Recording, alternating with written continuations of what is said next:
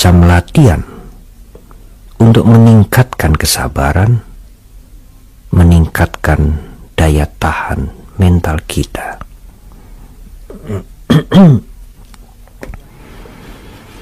Yang pertama disebut dengan adiwasana kanti.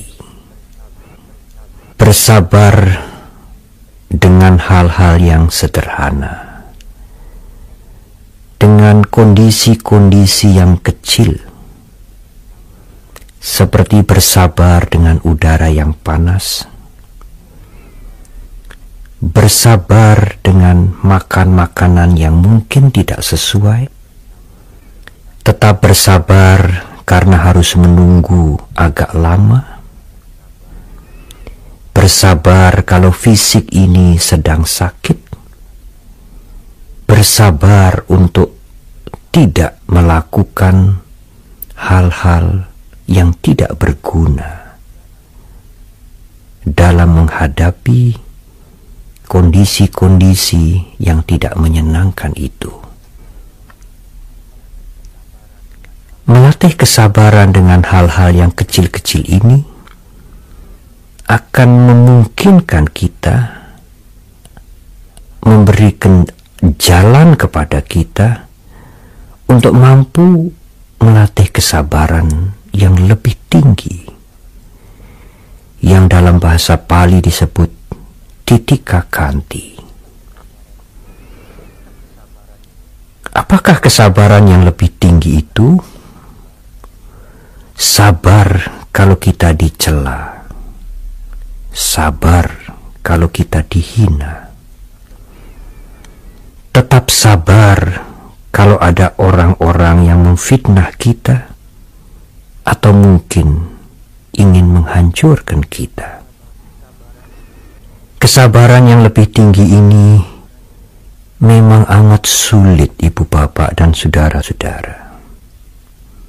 Tetapi justru itulah yang Buddha Gautama sebutkan sebagai latihan untuk membina diri kita yang tertinggi. Para biku, para pengkhotbah sesungguhnya bukanlah guru kesabaran yang sejati. Para biku, para penceramah hanya bisa menunjukkan betapa berharganya kesabaran itu, betapa pentingnya memiliki kesabaran sebagai daya tahan mental, tetapi bukan guru kesabaran yang sebenarnya. Siapakah guru kesabaran yang sebenarnya, ibu bapak dan saudara-saudara? Kalau di rumah suatu saat sang suami atau sang istri menimbulkan masalah, menimbulkan persoalan, kalau anak-anak suatu ketika tidak mau mendengar nasihat, kalau teman-teman atau kolega kita menyulitkan kita, kalau mereka-mereka yang dahulu sangat akrab kemudian ingin menghancurkan kita, mereka itu sesungguhnya guru-guru kesabaran yang sejati. Karena pada saat itulah ibu bapak dan saudara dituntut untuk mempunyai kesabaran. Kalau ibu bapak menghadapi mereka dengan geram, dengan emosi yang meluap-luap, dengan kemarahan dan mungkin dengan kebencian, sikap itu tidak menyelesaikan masalah, bahkan membuat masalah menjadi lebih berlarut-larut. Kegarangan dan kegeraman yang ditunjukkan oleh seseorang sesungguhnya bukan menunjukkan kekuatan dan keperkasaannya, tetapi sebaliknya, itulah kelemahan jiwa.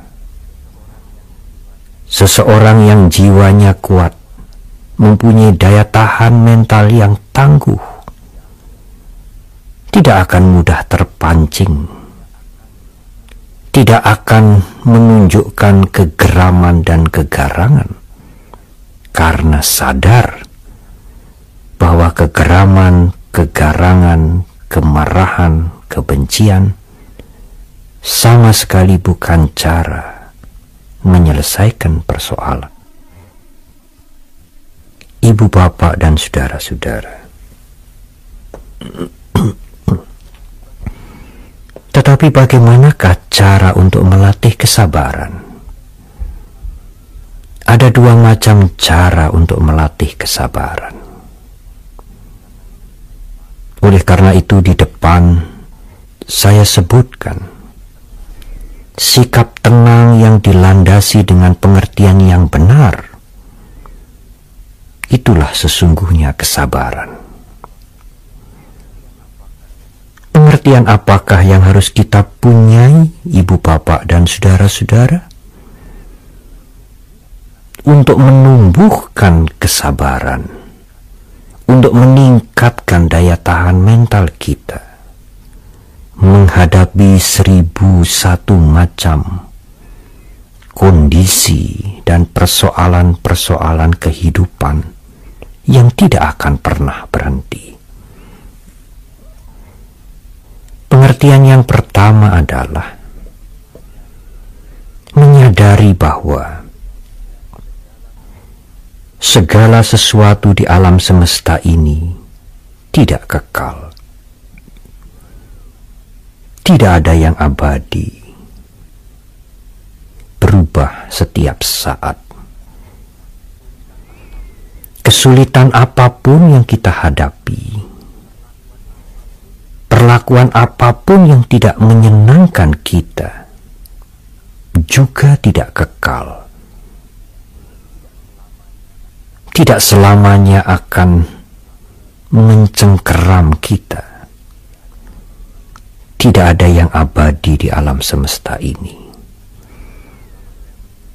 Masalah yang menyulitkan itu datang sebentar, kemudian dia akan berlalu. Sabe sangkara anicca, semua perpaduan tidak kekal, berubah setiap saat dan berubah terus-menerus. Menyadari perubahan terhadap segala sesuatu, termasuk kesulitan-kesulitan yang sedang menghimpit, yang sedang kita alami, itulah menyadari ketidakkekalan itu akan membuat kita bertahan. Tidak ada alasan untuk berpatah semangat.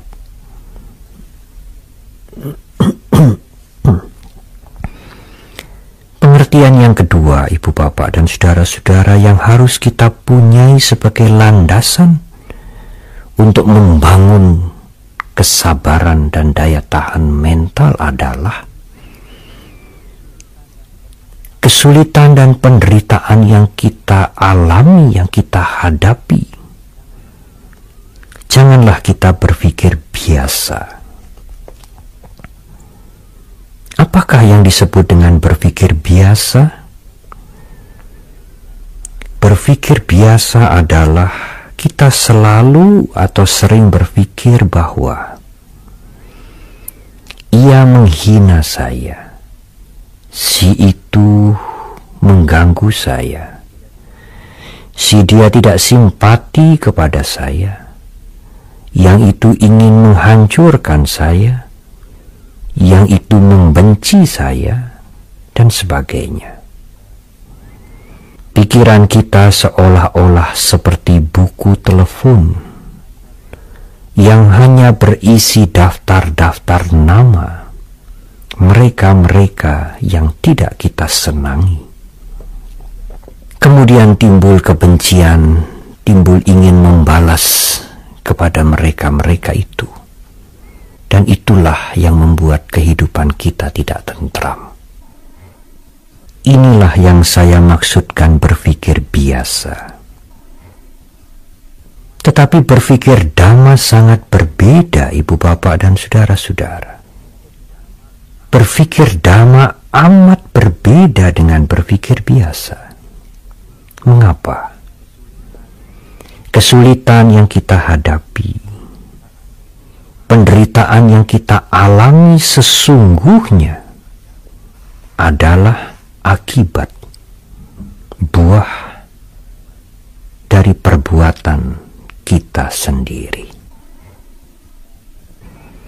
Kesulitan dan segala macam penderitaan itu bukan pemberian Tuhan, juga bukan dibuat oleh dewa-dewa untuk menghukum kita, tetapi akibat dari perbuatan-perbuatan kita sendiri, perbuatan yang tidak benar, perbuatan yang tidak sehat.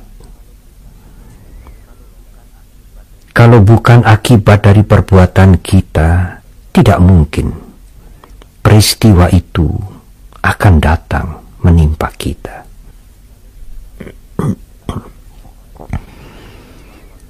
Kalau ibu bapak dan saudara berpikir seperti ini, maka tidak ada tempat untuk membenci kepada yang lain. Tidak ada alasan untuk membalas kebencian itu dengan dendam kepada siapapun. Justru melihat mereka yang melakukan hal-hal yang merugikan kita, bukan kebencian yang timbul, melainkan kasih sayang.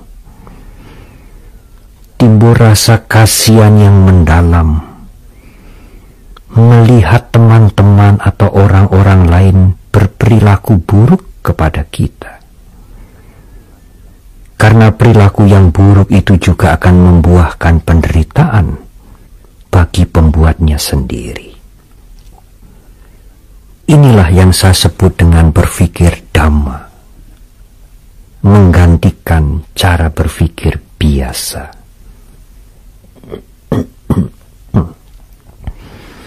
Ibu bapak dan saudara-saudara, dengan dua landasan pengertian inilah kita meningkatkan, kita membangun kesabaran kita meningkatkan, kita memperkuat daya tahan mental kita menghadapi hal-hal yang buruk, hal-hal yang menyakitkan, hal-hal yang terasa sulit dalam kehidupan ini.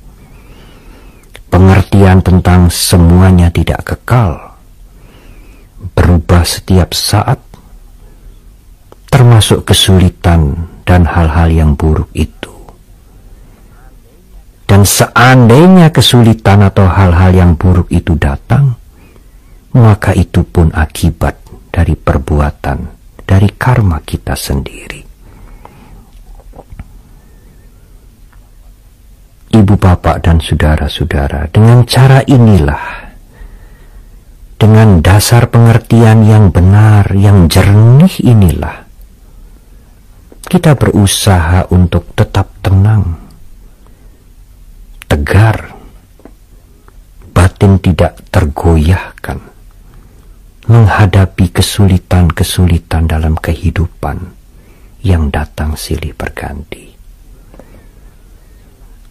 Silahkan kesulitan atau persoalan itu datang, namun kesulitan atau persoalan itu tidak lagi menjadi kesulitan, tetapi justru menjadi kesempatan bagi kita untuk melatih kesabaran. Dengan kesadaran yang penuh, memperkuat daya tahan mental kita. Marilah kita hadapi dengan tenang. Marilah kita mengubah kesulitan dan persoalan itu menjadi kesempatan yang amat berharga untuk meningkatkan kualitas diri kita. Karena di dalam kenyamanan, di di dalam segala sesuatu yang menyenangkan yang kita hadapi, perlakuan-perlakuan manis yang kita terima, sesungguhnya amat sulit mencari kesempatan untuk meningkatkan kualitas diri.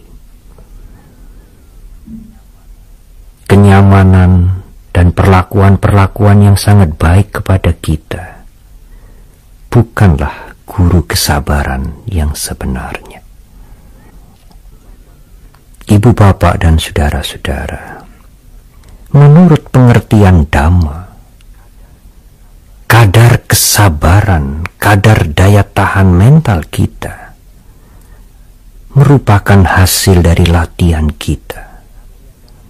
Latihan dalam keseharian yang dilandasi dengan pengertian yang benar. Karena menurut Dhamma, kesabaran bukan sesuatu yang bisa kita dapatkan dengan meminta kepada siapapun. Di Jawa Tengah sering kita mendengar kalau seseorang tiba di dalam kesulitan, dia mengeluh. Dalam bahasa Jawa dia mengatakan, "Duh Gusti, paringono sabar." Yang artinya, "Oh Gusti, berikan kepadaku kesabaran." Memang ibu bapak dan saudara-saudara, boleh-boleh saja seseorang mengeluh seperti itu, karena mungkin betapa beratnya kesulitan dan beban yang dia hadapi. Tetapi kesabaran tidak bisa diminta, dan kesabaran tidak bisa diberikan oleh siapapun kepada kita. Kita harus berpandai-pandai menggunakan setiap kesempatan dalam keseharian untuk meningkatkan kesabaran kita, karena kesabaran merupakan latihan yang amat berharga, sangat dibutuhkan pada setiap saat dimanapun kita berada, dimanapun kita tinggal, dalam keadaan yang bagaimanapun kita mengalami.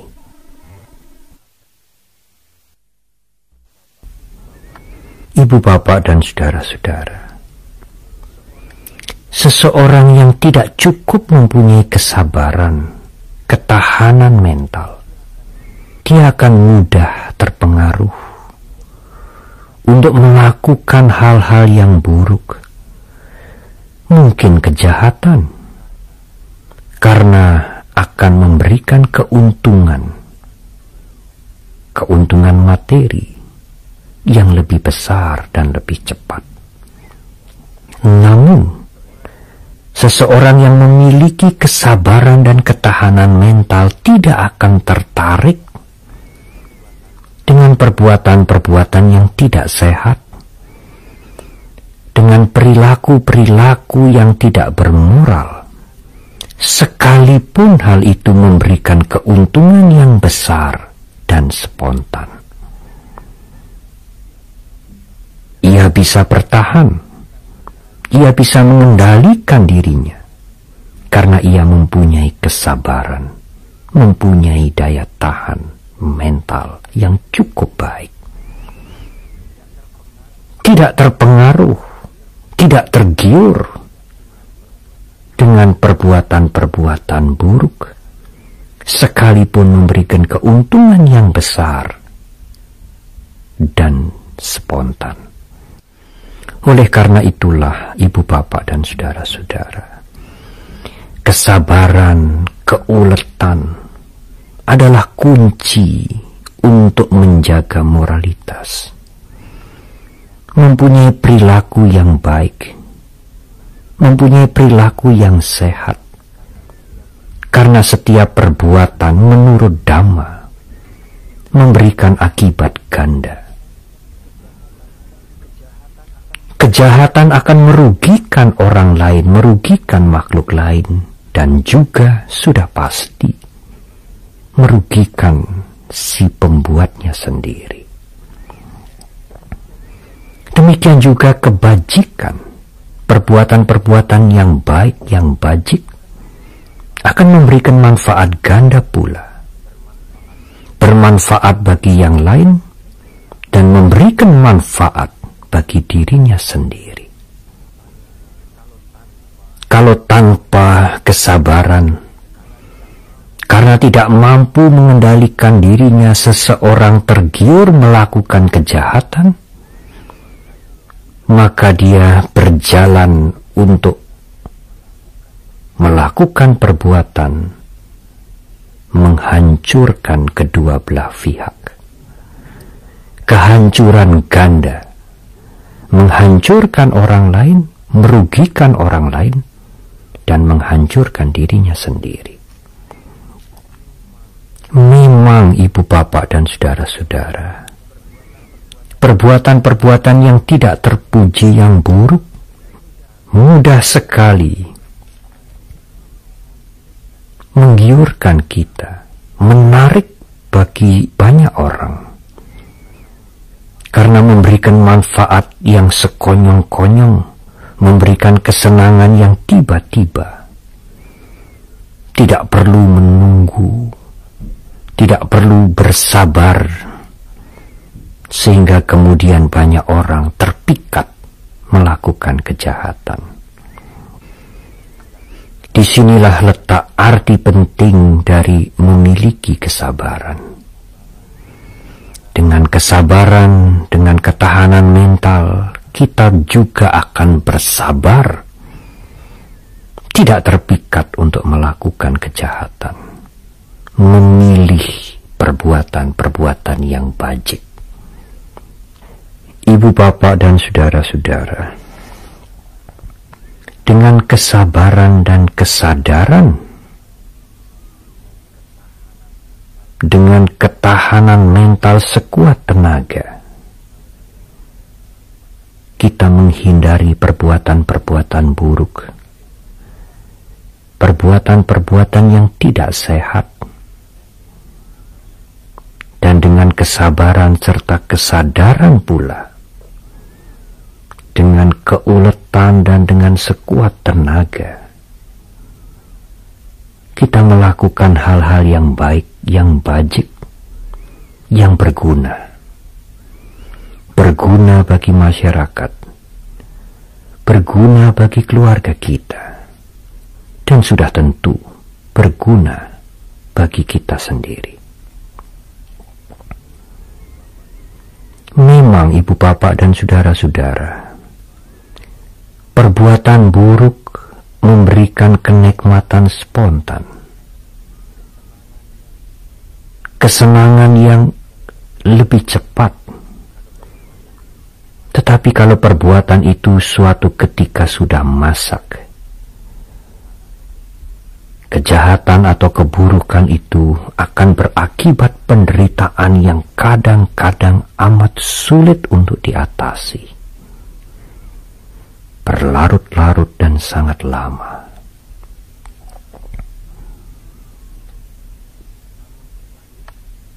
Namun sebaliknya ibu bapak dan saudara-saudara,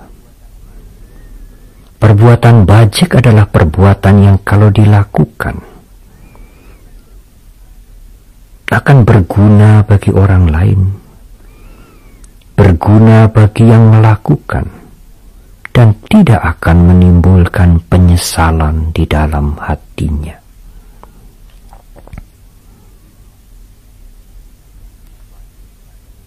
Kehidupan ini akan menjadi kehidupan yang amat berguna kalau kita bisa menggunakan sebanyak mungkin untuk hal-hal yang berguna, yang bermanfaat bagi semua pihak.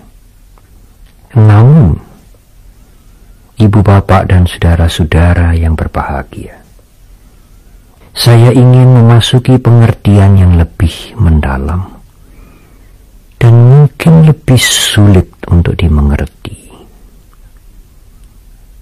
tetapi merupakan kewajiban saya untuk mengajak ibu bapak dan saudara-saudara meningkat ke dalam pengertian yang lebih dalam. Memang kita tidak berpihak kepada perbuatan-perbuatan jahat, kepada keburukan. Kita ingin mengisi kehidupan ini dengan kebajikan, dengan hal-hal yang berguna. Tetapi, sekali lagi tetapi, janganlah ibu bapak dan saudara merasa lebih unggul, merasa lebih tinggi karena telah melakukan kebajikan, kemudian memandang rendah kepada mereka yang melakukan kejahatan. Melakukan kebajikan adalah pilihan, tetapi kebanggaan akan kebajikan yang kita lakukan akan merugikan perkembangan mental kita. Bangga dengan kebajikan yang dilakukan dan kemudian memandang rendah serta membenci kepada mereka yang melakukan kejahatan adalah kekotoran batin yang menghalangi kemajuan mental spiritual kita. Kita senang berbuat bajik, tetapi kita tidak benci, tidak merendahkan sekalipun kepada mereka-mereka yang melakukan perbuatan-perbuatan yang merugikan orang lain. Kita tidak senang dengan perbuatan yang mereka lakukan. Kita tidak setuju dengan kejahatan yang mereka perbuat. Tetapi sama sekali tidak ada alasan untuk membenci mereka dan merasa diri kita lebih baik dan lebih mulia, lebih tinggi dari mereka. Perasaan atau pengertian seperti ini sesungguhnya adalah keangkuhan, kesombongan, bahkan kecongkaan. Dan sekali lagi, itu adalah kekotoran batin yang amat merugikan bagi perkembangan batin kita sendiri. Kita memihak kepada kebajikan. Jelas, kita tidak ingin melakukan kejahatan.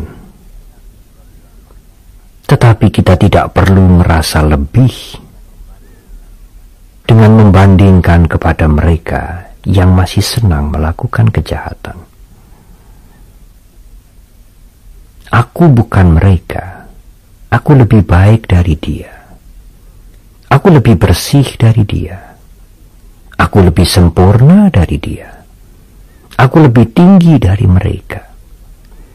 Inilah beban-beban mental yang mengotori pikiran kita dengan kekotoran batin yang lebih halus, tetapi tetap merugikan kita.